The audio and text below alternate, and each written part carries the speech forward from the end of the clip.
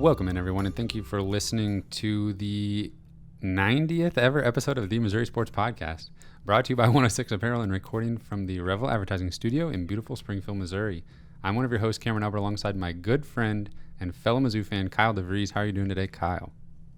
I'm doing great. How are you, Cameron? I'm doing well. I think that's the first time I've done the intro without even a speck of note in front of me.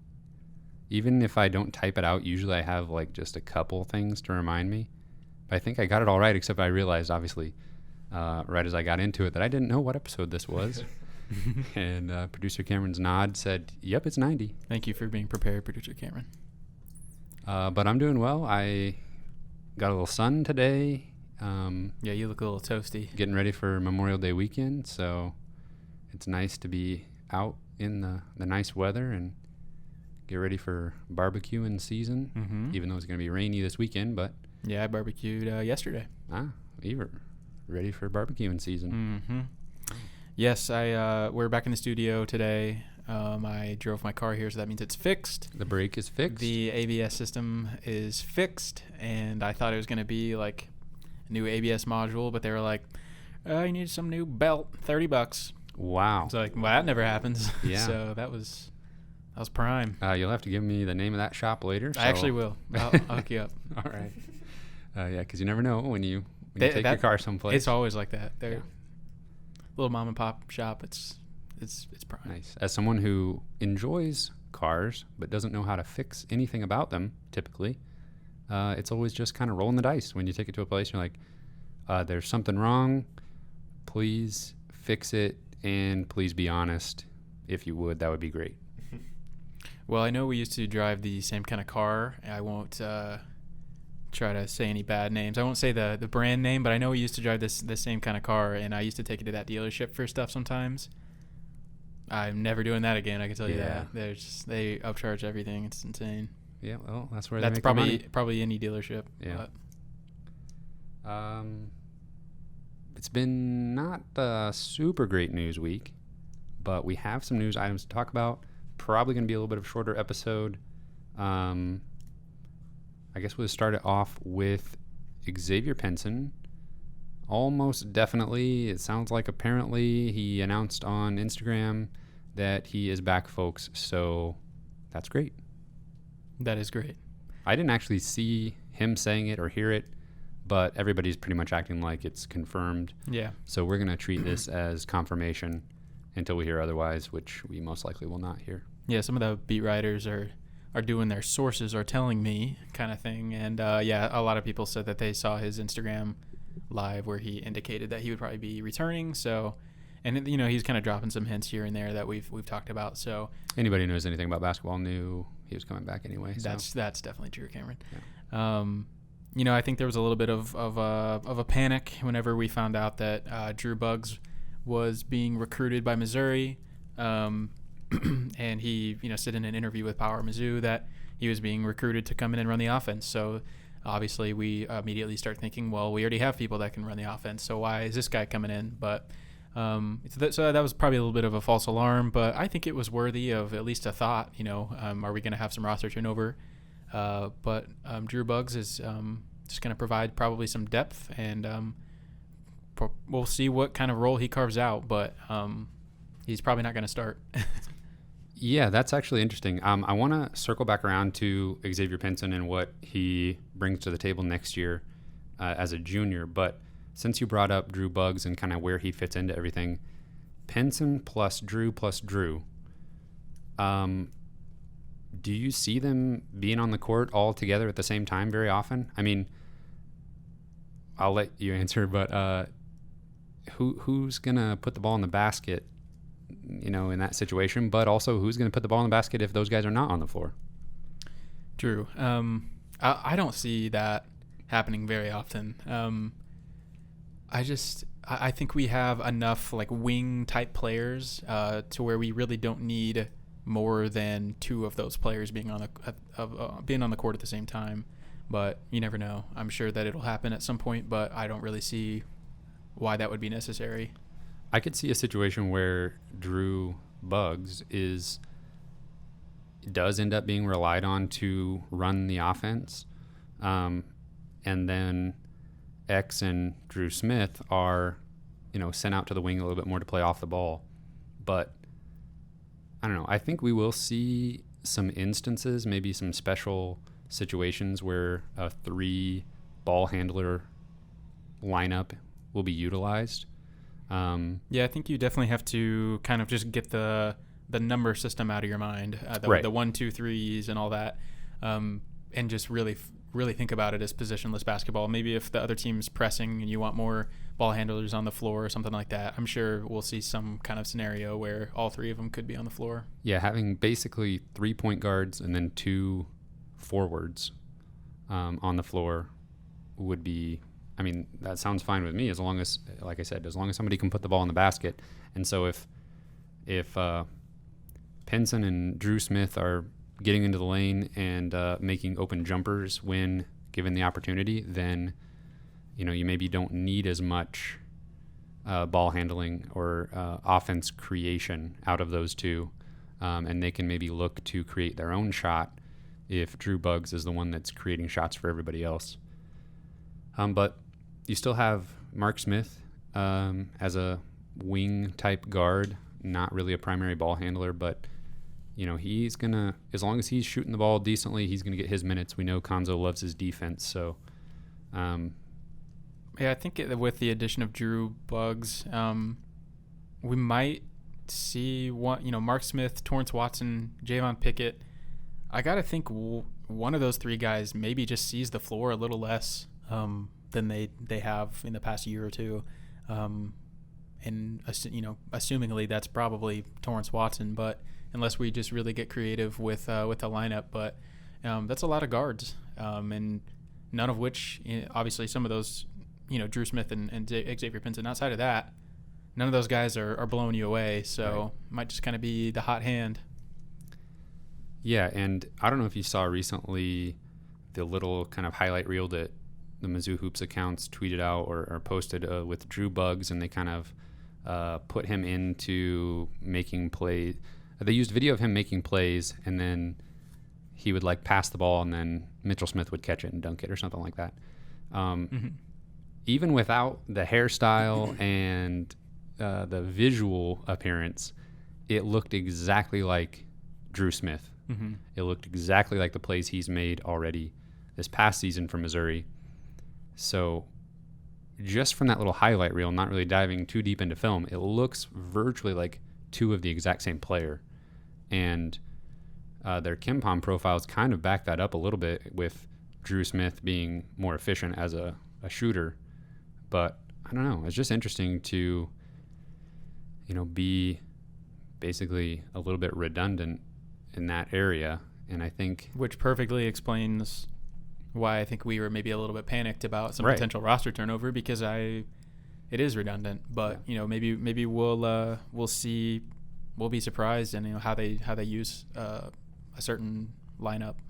Yeah, people that don't turn the ball over though is always nice, and if Pinson can have that scoring punch that he had at the end of last season, then we're going to want him on the floor as much as possible. So speaking of him, it kind of an interesting journey that he's had so far in his career at Mizzou. Was under-recruited out of high school. We all know that.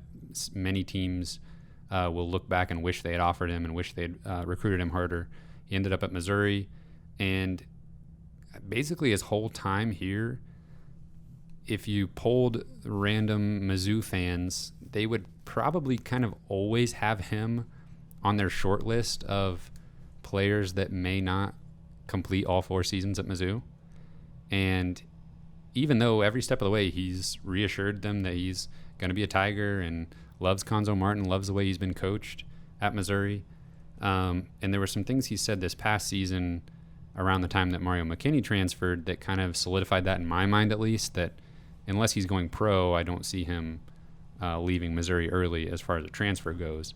And then for him to declare the way he did and it be pretty much assumed, he's not going to be an NBA draft pick, but could garner enough interest from an overseas club or the G League or something like that maybe he actually would go pro. To now coming back and being, dare I say, the focal point of the offense next season. I mean, is that too much to say? That I don't think so, no. I mean, think about the strides that he made just within his sophomore season, and then also from his freshman season to his sophomore season. Not saying that you can expect another jump like that, but if he can just continue to improve, he was already the focal point of the offense at the end of his sophomore year. So I just expect him to continue working hard, and now he kind of knows this is kind of my team right now, and I don't think that's crazy at all to say that he is the kind of the focal point of the offense of maybe the whole team at this point. Yeah, and I don't think he has ever lacked confidence, but he knows there's no questioning what he can do against SEC competition because he showed it down the stretch last year. So that extra confidence, having an entire junior and potentially senior year, I think we're maybe underestimating what his career at Missouri could look like when it's all said and done.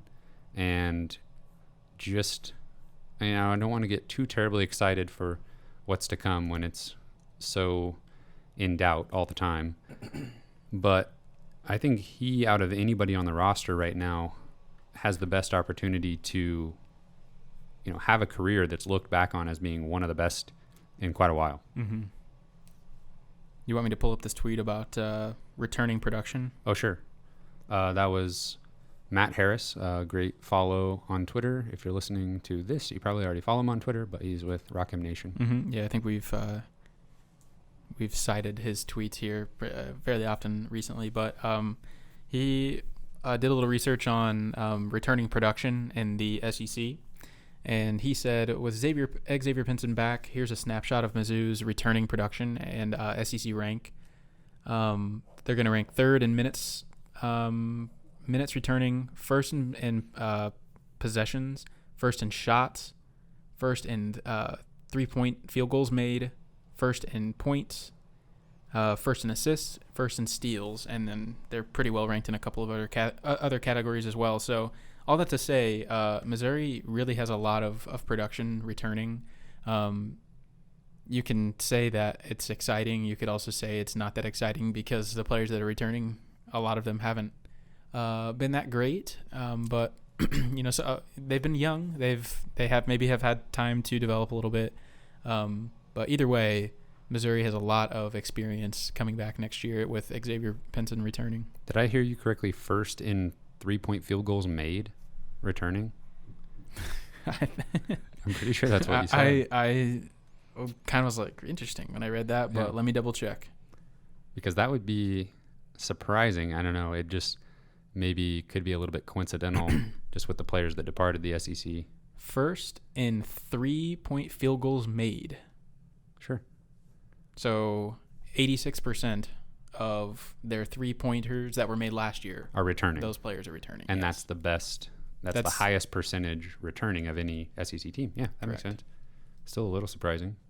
But I guess when your only departure is Reed Nico, yes, then you're, exactly. So why isn't it 100%? Well, Trey Jackson. Okay, yeah, there it Mario McKinney. I can't imagine he made very many threes, but. Well, hold on a second. Yeah. Reed Nico made 15% of Missouri's threes last year. Not quite. Oh man. Yeah, we are. How quickly we forget about players that transfer out. That's why we have to have a segment every once in a while to try to remember them. Yeah. That's all great news, though. Xavier Pinson. Can't wait to watch him next year and hopefully the year after. Mizzou basketball has been very busy on the recruiting trail. Let's see here. We had some recent offers doled out. A gentleman named James Graham from Milwaukee, Wisconsin. He is a 6'9" forward. He was offered recently.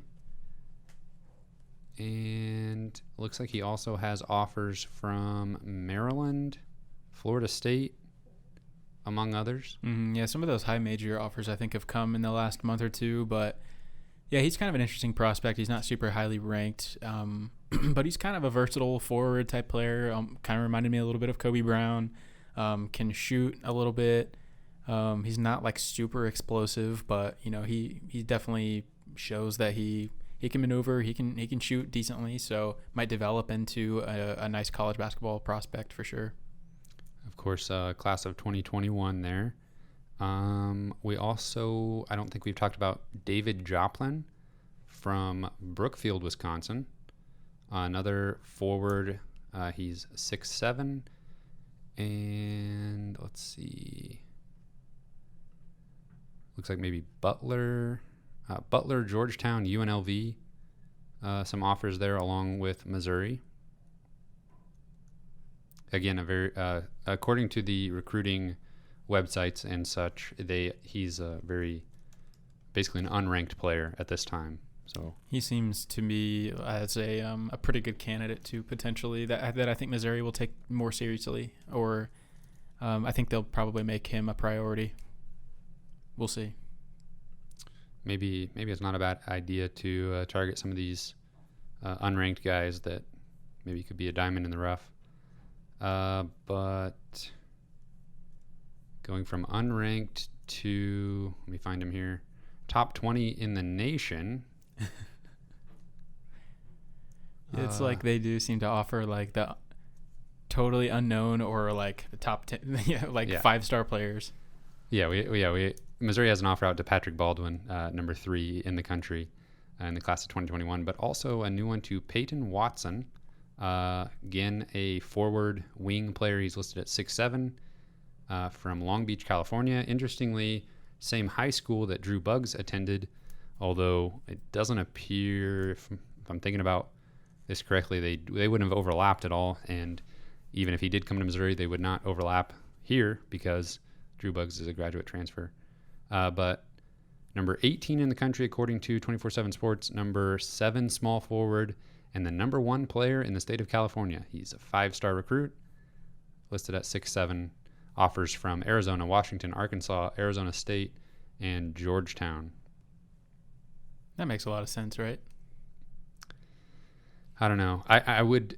It would make sense. I mean, the Drew Buggs connection is like so tenuous at best that can't have anything to do with it. Mm-mm.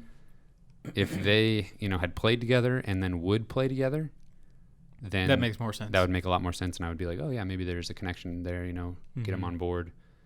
But the number 1 player in the state of California, I don't know, super maybe there's some ties from when Konzo was at Cal. Maybe he, got some relationships with some high school coaches that are close with this kid. Maybe something like that. Maybe. I just don't really know. But yeah, I mean, sign me up for top 20 if he wants to come to Missouri. And then I think there was another recent offer.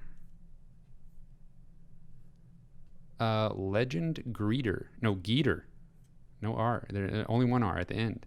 Legend Geeter. He's probably the lowest ranked player of all their recent offers, I would say. Is he a Michigan or Wisconsin guy? Michigan. Okay. A lot of their recent offers have been to those 2 states. They like that Big Ten country for some reason. Yeah. Let's see here. If you can believe it, he's a 6'7" forward. Seems to be a trend there. Also holds offers from Central Michigan, Detroit, Eastern Michigan, Kent State. So Missouri, one of the first, maybe the first, looks like Power 5 school to give him an official offer. They actually, Power Mizzou published an article about this guy, I think today, and they got some quotes from him that he was just genuinely surprised to get an offer from Missouri. I guess they had talked a little bit the last couple weeks, didn't really know a whole lot about him, and then they got the offer. So, well, if you are a 6'7" forward in the class of 2021, watch out because you will probably get offered by Missouri any day now. Especially if you live in the northern part of the United States. Yes. So that gives Missouri, according to 24/7 Sports, I think 24 offers. I think there's one more that they offered in the last few days. I don't know if were you done with guys that you had written down? Yeah, go for it. There was one more. His name is Logan Landers, and he is like a 6'10" forward from Wisconsin.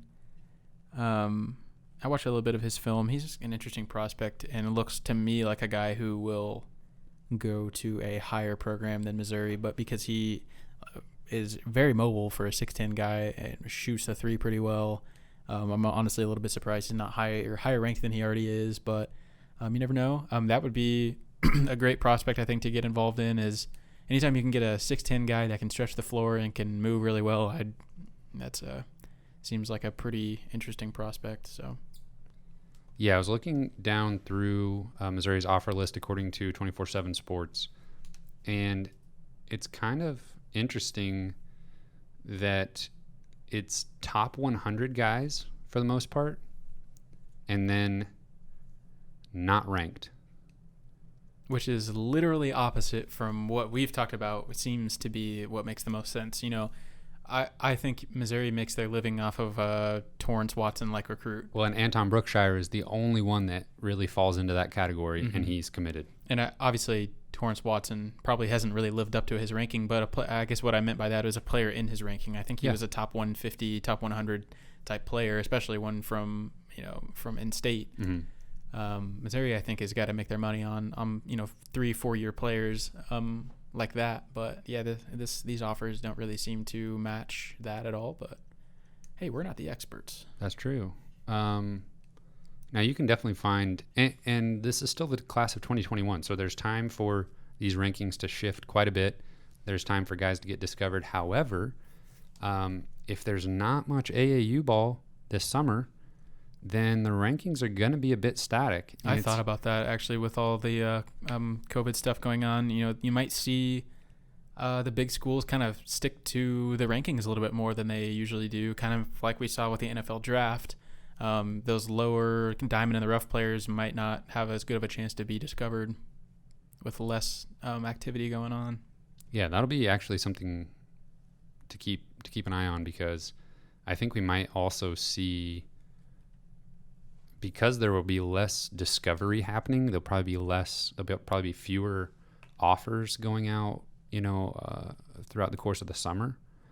So maybe players it'll be more extreme as far as committing early, and then waiting a really long time, hoping that they can get, their full senior season in before they have to make a decision. So yeah, the timeline of things gets really messed up, and hampers recruiting in general when you can't do in-home visits or official visits out to come see campus. So several things there to keep an eye on. If I had to maybe pick a few guys that I think Missouri should really go after really hard, obviously we got to talk about Tamar Bates. Now with IMG Academy, so he is not going to be close to home for his senior season. Yeah, I think that makes him a much more difficult get. But really, he's the only one that really jumps out at me. There's a couple Michigan guys, but it's so hard to really. It's hard for me to really get excited about a Michigan guy when they have offers from Michigan State and Michigan. I mean, that's just such a difficult proposition for me to get behind. Yeah, I basically am like, oh, he's from Michigan, okay. Yeah. Like that's as much excitement as I put into it right there. It's like, okay, well, probably not leaving the state. Yeah. So one that sticks out to me is Kobe Buffkin. Which would be amazing to land him. He's a very talented player, and he's kind of in the mold of what we typically describe as where the bread and butter for a program like Missouri. He's ranked 91st, 4-star, but he's the number 1 player in the state of Michigan. And that, just from a reputation standpoint, Michigan and Michigan State do not let those guys leave. Nope. So, I don't know. It's you mentioned to me off the podcast that you'd pay a lot of money to be able to just talk to, not even like for our show or anything, just to be able to sit down and have a conversation with the coaching staff and just really have them flesh out their recruiting strategy. Yeah. Whenever you're ready to make an offer, like really take me through why this particular player. Like I would really like to know their process for like, okay, how do we discover talent that we think we have a good shot at? And I would really like to know like what that process looks like, who they decide they want to offer, that kind of stuff. And like maybe how far out do they think, these resources, that the allocation of these recruiting resources and stuff like that. Yeah. I mean, you got to think that that's really, really well thought out. Yeah. But it'd be incredibly fascinating, specifically with this coaching staff, just because of how they operate, and we don't have any idea what's going on, and commitments come out of nowhere and offers come out of nowhere. But I mean, I guess if any of our listeners know a former coach or something like that is experienced with recruiting, even on a smaller level, let us know. If there's a way for us to get in touch with them, that'd be really cool to kind of pick their brain. If they're not actively on the recruiting trail, then it wouldn't cause too much of a stir, I wouldn't say, but that'd be really cool. Speaking of COVID-19, did you see that the NCAA approved players voluntarily, I guess, can return to campus, I guess, June 1st? Yeah, June 1st. For, I guess, football and basketball players both can return to campus to start doing some team activities and workouts. So it's kind of interesting that we've talked a few times about, we've seen some videos online of the basketball team, at least several members of the basketball team working out together in an unofficial capacity. And there's a sort of a common sense aspect of it that if these guys are, together anyway with a private trainer, private coach in a random gym, is there really any harm being done by having them on campus working with the actual coaching staff? Mm-hmm. And there's probably more testing, and not testing, but more like precautions being taken than normal. It's a much more controllable situation on campus in the official facilities than it is wherever these guys are practicing in the meantime. Mm-hmm. So that makes sense to me, and making it voluntary. I still don't think we're quite at the point where you can require players to be participating in these activities. You might not play in the fall, but at least you have your choice of coming to campus.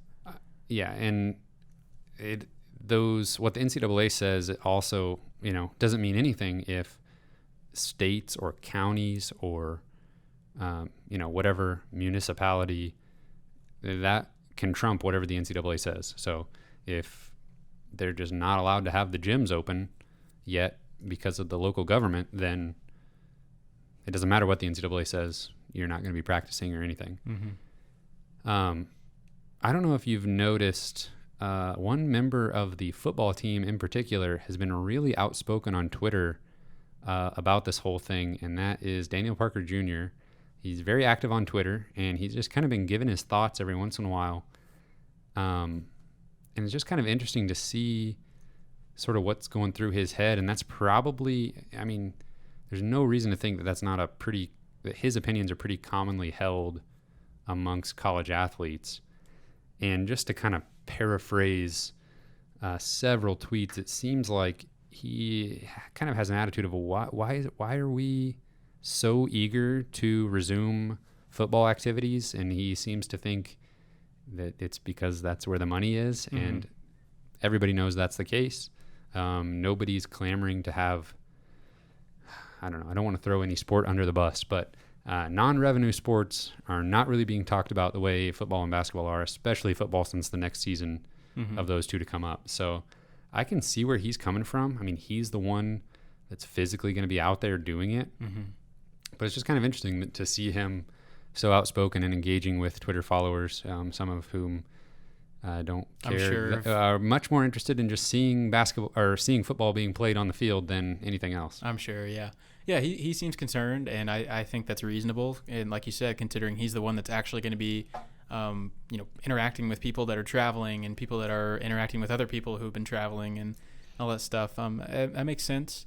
I also think that if we really want football to happen, which I think everybody would agree that, we would like football to happen in the fall, we kind of need to start moving on it now. And that's, I guess, the unfortunate part is, we might be taking a little bit of a risk here, but we really probably do need to kind of start moving that direction and figuring out what it's going to look like.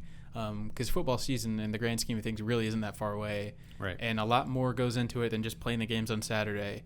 And so we got to start getting prepared now to be able to be ready by then. So. And I think part of that preparation on the team's part is start educating the players on the actual risks. Mm-hmm. I think if you're being open and honest with them about the science and the statistics, I think that actually plays in your favor because of what it looks like for people under the age of 30. Mm-hmm. So I think if teams sort of led with some transparency and honesty towards the players and, this is why we're able to do this because of what the statistics say, then I think that may be part of the problem in this specific situation is nobody really knows what to think about the reality of the risk right now. Mm-hmm. So I think if that were communicated directly to the players in a way where they could trust that you're not just telling them something to get them back on the field, then maybe that would go a long way. Mm-hmm.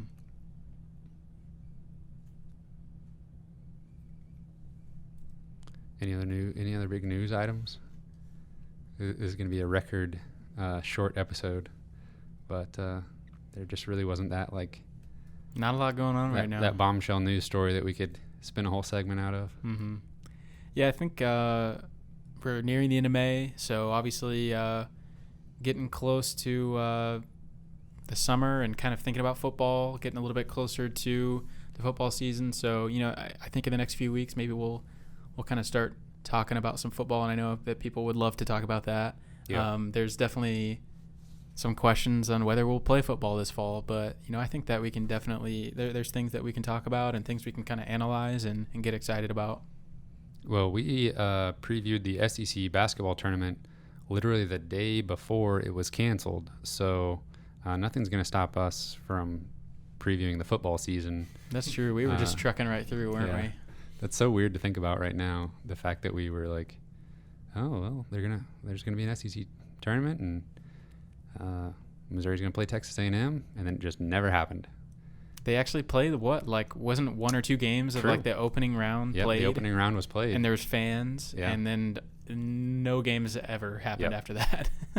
So crazy. One thing that has been really weird this offseason that we're experiencing right now is that the spring game didn't happen. Yeah. And normally we would have had a whole episode where we talked about that and